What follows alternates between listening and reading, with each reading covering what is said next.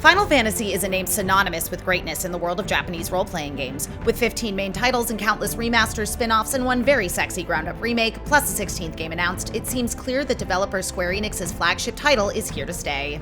But just what is it that makes this genre-bending anthology of video games so beloved? In honor of Final Fantasy XVI's official announcement, we've gathered 16 reasons to love Final Fantasy.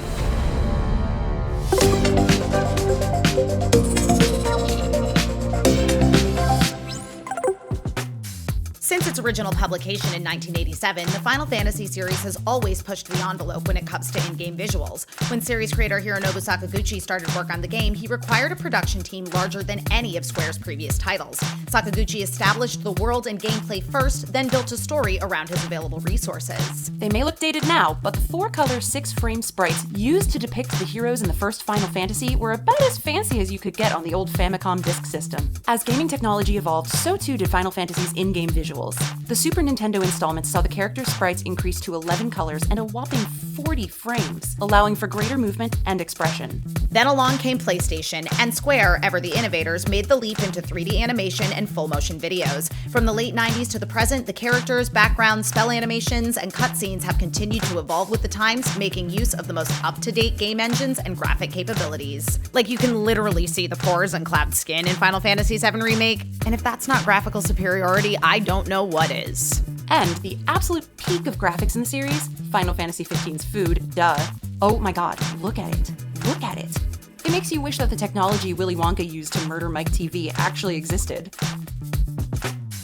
That graphic superiority isn't just for snacks, it's also for, snacks. Final Fantasy VII alone is chock full of them. There's Aerith, my first video game girlfriend, a beautiful flower seller who comes from an ancient magical race. And also in the remake, they even gave her a personality. She's the total package. Except for one minor thing. And then, of course, there's Sephiroth, my first video game boyfriend. Yeah, he's evil, but nobody's perfect, and I can fix him. The success of Final Fantasy kickstarted Nobuo Uematsu's prolific career in game composition, which now spans over 3 decades and 30-plus titles. One might say he's the John Williams of video games. The instantly recognizable prelude and victory fanfare immediately let you know when you're in a Final Fantasy game.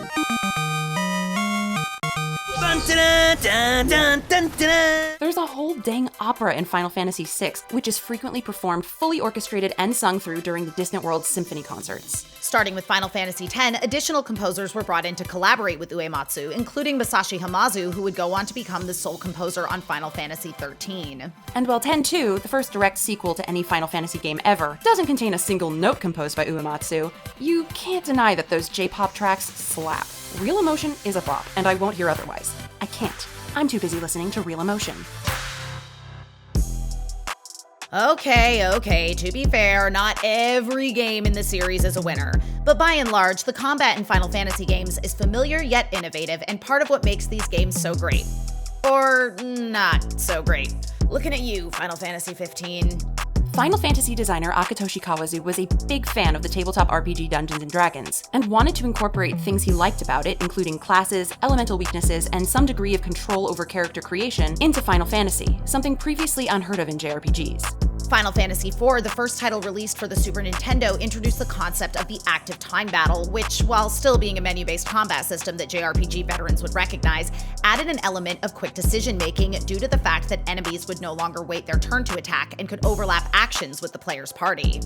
Magic, while a constant throughout the series, has been obtained and utilized in different fashions across titles. Final Fantasy V's job system allows characters to use magic so long as they reclass into a class that can do so, and different mage classes use different types of magic. Final Fantasy VIII utilizes the junction system, which involves drawing spells from enemies in battle, draw points placed throughout the map, and refining items, very specifically, cards, which is why I spend way more time playing the in-game card game Triple Triad than actual Final Fantasy VIII. And while, yes, Square's first few attempts at more action-y real-time combat, including Final Fantasy XII and XV, were clunky at best, the Final Fantasy VII Remake finally achieved that perfect balance between the contemporary real-time action we've come to expect from modern game titles and the menu-based combat systems of yore. And that is a beautiful thing. Who among us doesn't have the image of Cloud Strife with the Buster Sword slung over his shoulder, looking up at the Shinra building permanently seared into our brains? You know the one I'm talking about. From Oron's katana to Squall's gunblade to the Magitech armor of Final Fantasy VI, the weapons of the Final Fantasy series have always made an impression. Video games are all about escapism, and what's more escapist than having the arm strength to lift a sword that's twice the size of your own body? I can't even open a jar without pulling a muscle. Asymmetrical shorts, men in crop tops, copious belt buckles for no reason. When Tetsuya Nomura took over character design from Yoshitaka Amano beginning with Final Fantasy VII, the fashion got... Actually, you know what? I was gonna say wild, but Amano's characters' outfits were honestly pretty out there too. Just how many scarves is Locke wearing on his head, and are they wearing that earring, or is he? While Amano's wispy lines and excessively bejeweled necklines may not have translated to 16-bit sprites, the fashion in the Final Fantasy series has always had a flair for the dramatic. Some highlights include TIDUS'S aforementioned asymmetrical skater boy shorts that are also overalls. There's a lot going on there. Lightning's dope Valkyrie-esque armor in Lightning Returns, Rydia's monochromatic absinthe fairy getup, Keistis' vest plus sleeves plus pointless low-slung belt situation, and of course, Noctis sombrero. Okay, maybe not, but 10 out of 10 would wear the Chocomog hat that was part of the same Festival Pack DLC. And every single outfit in 10-2. It's beautiful, it's perfect, no notes.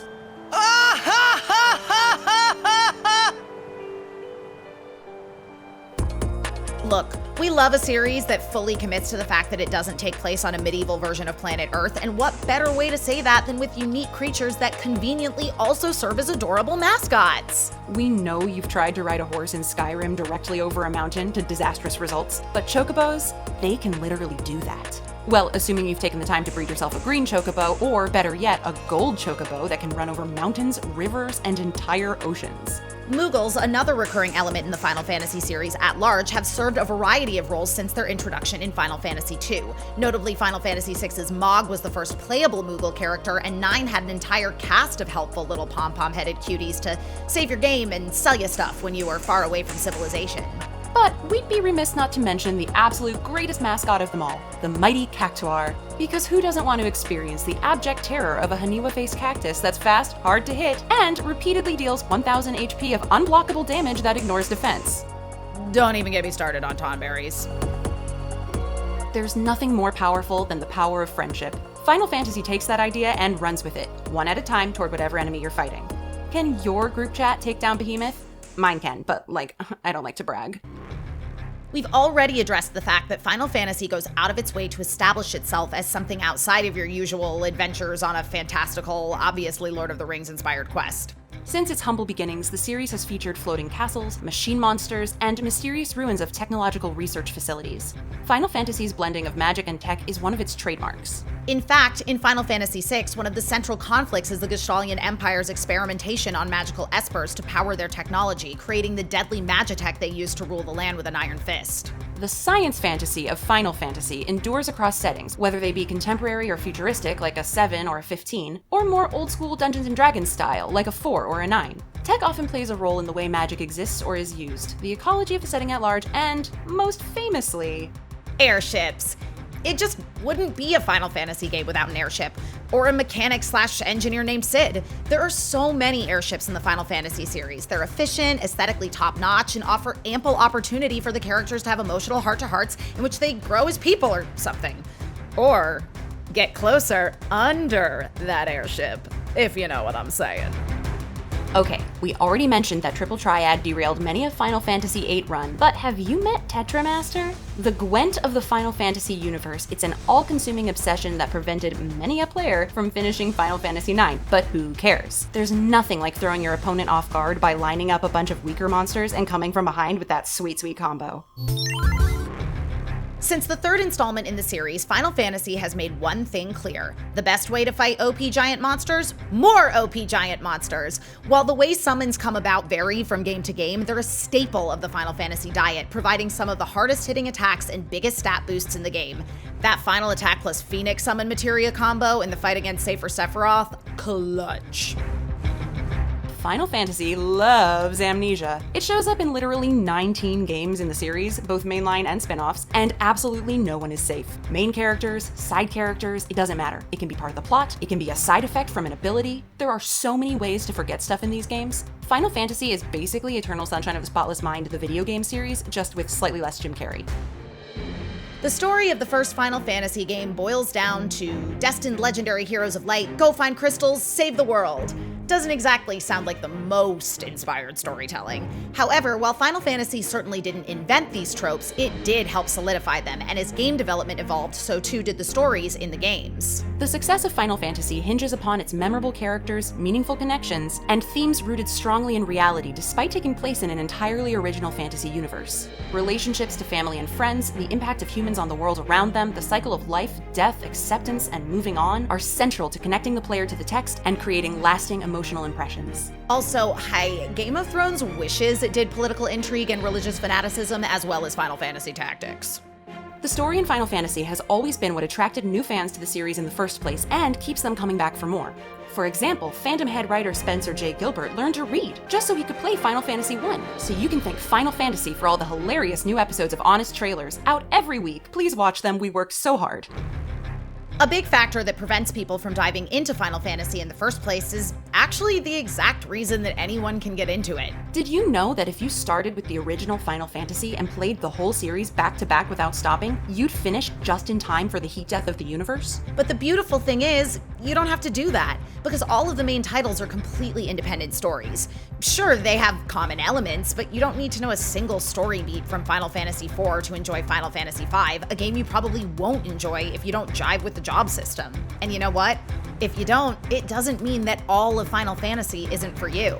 Like some angsty military school drama, strong anime archetypes, a bunch of playable flashbacks, and weird stuff with witches? Try Final Fantasy VIII.